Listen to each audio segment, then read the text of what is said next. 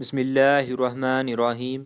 आज हम एक ऐसा टॉपिक डिस्कस करेंगे जिसमें एक पर्सन ए जो है वो किसी दूसरे पर्सन बी को जुर्म करने के लिए उकसाता है, उभारता है कि वो किसी तीसरे पर्सन यानी सी को जो है वो शदीद ज़ख्मी कर दे।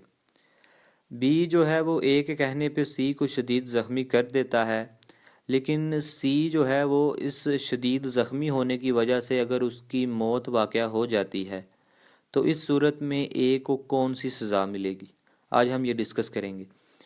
अगर ए जो है वो बी को जुर्म करने के लिए उकसाता है, ऑफेंस कमिट करने के लिए उभारता है कि वो एक किसी थर्ड पर्सन यानी सी को जो है वो शदीद ज़ख्मी करे, और सी की इस शदीद ज़ख्मी होने की वजह से अगर उसकी डेथ काज हो जाती है तो इस सूरत में ए को जो है वो मर्डर की सज़ा मिलेगी।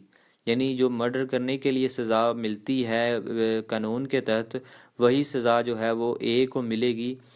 अगर ए जो है वो जानता था कि इस शदीद ज़ख्मी होने की वजह से उसकी मौत वाक़या हो सकती है, इस शदीद ज़ख्मी करने की वजह से उसकी डेथ काज हो सकती है, अगर ए पहले से जानता था तो इस सूरत में उसे जो है वो मर्डर की सज़ा मिलेगी। तो ये थी हमारी आज की वीडियो। उम्मीद है आपको ये वीडियो पसंद आई होगी। अगर आपको ये वीडियो अच्छी लगे तो इसे लाइक करें।